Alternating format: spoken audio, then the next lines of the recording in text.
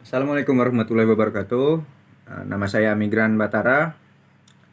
Kembali lagi dengan saya ingin menyelesaikan tugas keempat dari mata kuliah ini, Manajemen Resiko Konstruksi, yang dibimbing langsung oleh Bu Riani Pratiwi, STMT. Jadi tugas ini sebenarnya berhubungan dengan tugas ketiga, dan kalian bisa lihat itu sudah saya upload sebelumnya, ada di tugas ketiganya di situ. Dan tugas ini menjelaskan resiko dan analisa risiko dari identifikasi risiko yang udah atau yang telah saya buat sebelumnya. Jadi kita bisa lihat sekarang, kalau ada kurang ataupun kesalahan mohon dimaafkan, belajar. Oke, sebelum kita lanjut lebih jauh, kita bisa lihat dulu dari definisi. Risiko adalah suatu metode analisis yang meliputi faktor penilaian, karakteristik, komunikasi, manajemen, dan kebijakan yang berkaitan dengan risiko tersebut. Analisa risiko konstruksi bisa didapatkan dari hasil mengidentifikasi risiko sendiri yang berhubungan dengan proyek yang kita teliti. Risiko adalah usaha yang secara rasional ditujukan untuk mengurangi kemungkinan terjadinya kerugian dari risiko yang dihadapi, seperti meminimalisir risiko sendiri ataupun kalau bisa sampai menghilangkan risiko tersebut dan menjaga supaya tidak terjadinya risiko. Banyak hal yang bisa dilakukan seperti penggunaan alat K3, dan kita bisa lihat sendiri alat-alat K3 seperti sabuk keselamatan, safety belt, sepatu karet, sarung tangan, masker, tali pengaman, penutup telinga, sepatu pelindung, kacamata, dan alat-alat K3 tersebut ada fungsi untuk di setiap pekerjaan tertentu. Seperti yang saya jelaskan kali ini adalah untuk untuk bangunan pelindung pantai. Untuk bangunan pelindung pantai, contohnya seperti ini yang akan saya tampilkan. Contoh bangunan pelindung pantai banyak seperti breakwater, revermate, ataupun di sini banyak contoh-contoh gambarnya. Dan kalian bisa lihat juga untuk penjelasannya di di postingan kedua saya, udah saya jelaskan situ, ada seperti Getty, Groyman, ataupun banyak hal. Jadi seperti untuk pembangunan tersebut sangat banyak, apalagi ini kondisinya pembangunannya di tepi laut yang banyak terkendala oleh cuaca ataupun pasang surut air laut ataupun kendala bahan, seperti di daerah yang baru dibuka atau daerah yang masih minim jalur transportasi. Dan untuk mengidentifikasi, mohon maaf, pelat Melayu pelat. Jadi kita bisa sepertinya kan untuk resiko tersebut pada saat pembangunan jeti tersebut, kita bisa lihat di sini ada penempatan batu-batu untuk penahan abrasi dari laut sendiri. Pada saat pembangunan ini, untuk ukuran batu-batu yang sebesar-besar yang ini bisa ditampilkan di sini, itu kemungkinan menggunakan alat berat. Jadi untuk pengguna, kemungkinan yang terjadi hanyalah jatuhnya atau amblasnya dari alat berat tersebut. Tapi untuk ukuran batu yang lebih kecil, itu resikonya terhadap para pekerja. Bisa jadi terkena kakinya yang lecet, luka gitu kan, ataupun tertimpa dari batuan-batuan tersebut, ataupun sepertinya terkena licin, jatuh gitu kan, terpeleset, dan kepalanya bisa sampai luka, sampai pecah, ataupun sampai memar yang lumayan gitu kan, sampai mengganggu isi dari dalam kepala tersebut. itu otak. Jadi untuk eh, mengurangi atau meminimalisir resiko tersebut, para pekerja bisa menggunakan seperti sepatu boot ataupun sepatu safety, sepatu yang berlapis baja seperti ini, banyak gitu kan, ada sepatu ini dan segala macam. Sepatu ini berfungsi untuk melindungi kaki dari tertimpanya batu, karena di dalamnya ini, contohnya ini, terutama di depannya ini kan ada lapisan bajanya, dan untuk di bawahnya menggunakan karet yang cukup tebal dan bisa mengantisipasi terjadinya terpleset.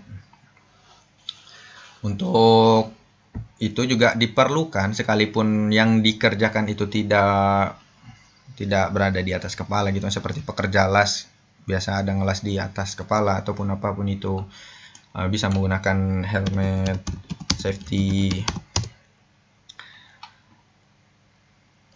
untuk menjaga kepala pada saat jatuh atau terpleset. Kepala minimal bisa terlindungi untuk hal-hal yang tidak diinginkan gitu kan. Untuk proses pada saat pembangunan bisa ya dari cuaca gitu kan, dari cuaca itu, dari pasang surut air laut juga, terus dikarenakan ombak yang bisa mempengaruhi atau berdampak pada para pekerja yang akan menyeret mereka ke laut dikarenakan arus yang atau gelombang yang tinggi, yang kuat. Jadi mereka bisa digunakan safety belt gitu kan, safety belt digunakan dan dipasangkan kepada ya tiang-tiang atau apapun yang dipasang di sekitaran dekat situ untuk menjaga keamanan mereka.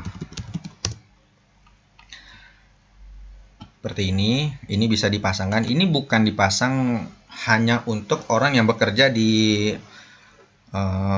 gedung lantai 2, lantai 3 ataupun tower, ataupun pengguna pada saat memasang para pekerja PLN gitu kan. Ini juga bisa dipasang pada saat pemasangan proyek atau proses proyek yang berada di tepian laut, tepian sungai, untuk menjaga keamanan mereka supaya tidak kalau untuk di laut sendiri supaya tidak terbawa arus,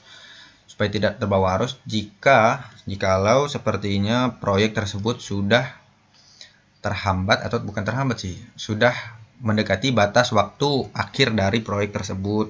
Jika masih bisa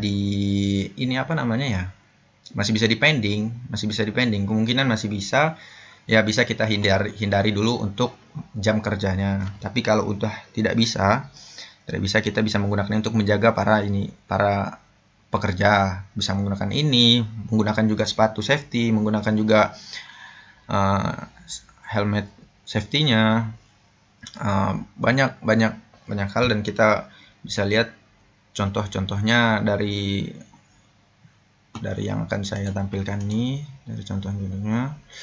Jadi kita lihat video pada saat pembuatannya. Oke, ini video yang akan saya tampilkan.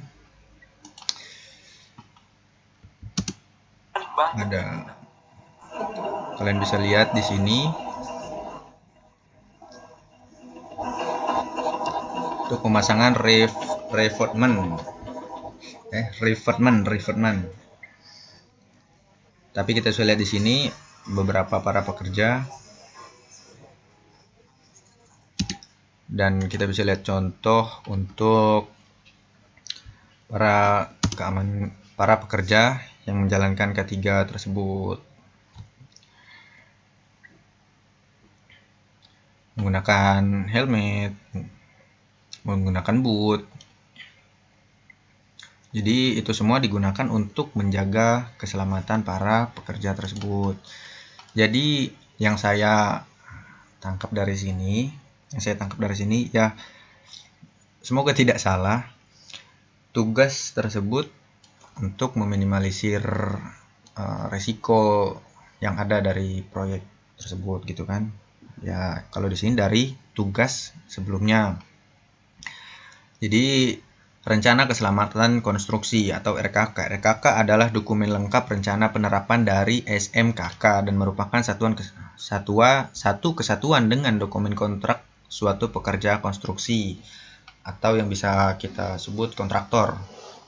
Jadi di situ sangat jelas sekali bisa digolongkan dalam beberapa hal. Untuk resikonya tersebut bisa kita lihat ada di sini yang saya tampilkan. Mohon maaf agak lama ini.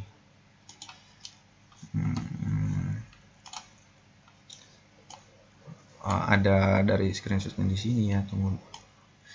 Ini kenapa ini ya? Oke, ada di sini ya. Kita lihat aja di sini.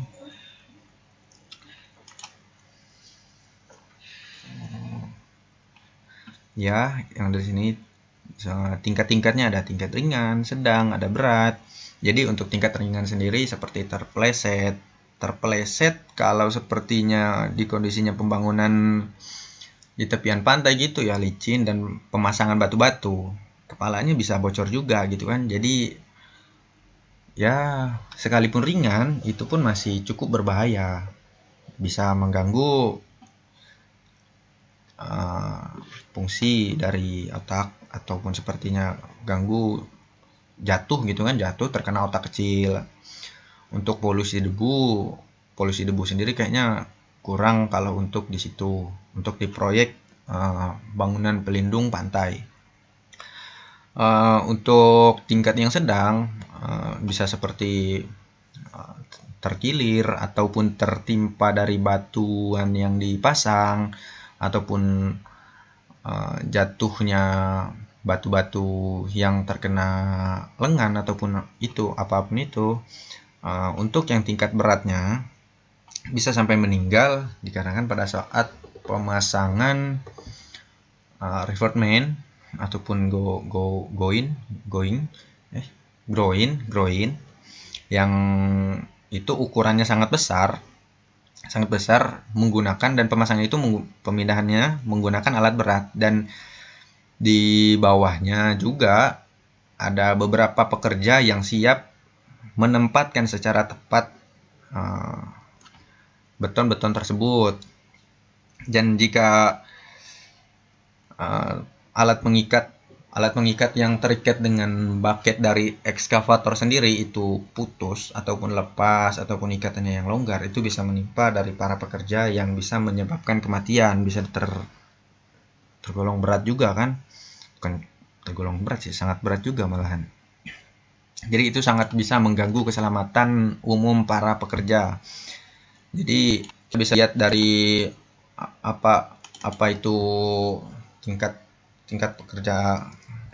risiko K3 konstruksinya dan kekerapan itu tingkat keseringan. Jadi tingkat keseringannya bisa kita lihat bisa dikalikan dengan keparahan. Jadi di sini ada sepertinya tingkat 1, tingkat 2, tingkat 3 dan keparahan 1, 2, 3. Jadi tinggal kita lihat dulu keparahannya seberapa, sepertinya keparahannya di tingkat 1, kekerapan di tingkat 1 ini. Jadi untuk yang di arsir ini tingkat risiko K3 rendah berarti. Boleh diperhatikan, cuman nggak terlalu mengganggu proses berjalannya pekerjaan konstruksi tersebut. Untuk sepertinya yang dua di seperti kekerapan atau keseringannya 2 di tingkat 2 dan keparahannya akibatnya di tingkat 2 juga di level 2, itu kita bisa lihat dari angka 4 ini, angka 4 yang di blok abu-abu. Nah, tingkat risiko K3 sedang. Tingkat risiko sedang ini terbilang juga sangat berpengaruh untuk berjalannya konstruksi. Sepertinya ada kecelakaan yang cukup parah di situ. Dan untuk tingkat risiko K3 yang seperti kita bisa lihat di blok hitam ini, ya tinggal kita kalikan aja gitu kan, di tingkat 3 kekerapannya atau keseringannya untuk keparahannya 3, kita mendapatkan 9. Tingkat risiko K3 tinggi ini ya termasuk kematian atau patah kaki atau patah lengan ataupun sepertinya keretakan di kepala dikarenakannya jatuh atau tertimpa, itu sangat mengganggu dan sangat menghambat pekerjaan, apalagi yang terkena dampak tersebut lebih dari satu orang. Sangat mengganggu proses berjalannya, jadi menyebabkannya keterlambatan penyelesaian konstruksi tersebut. Seperti yang tadi kita lihat apa itu revetment ataupun groin ataupun breakwater ataupun sea dike, sea wall ataupun terumbu karang buatan.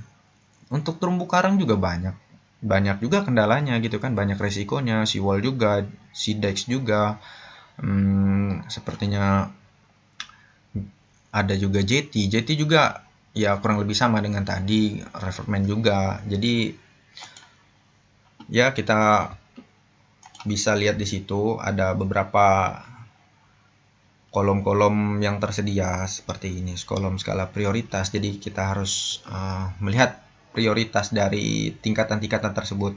Sepertinya prioritas 1 resiko tinggi atau tingkat resiko, ketiganya tinggi ya seperti tadi saya sampaikan, kematian ataupun yang menyebabkan cacat permanen.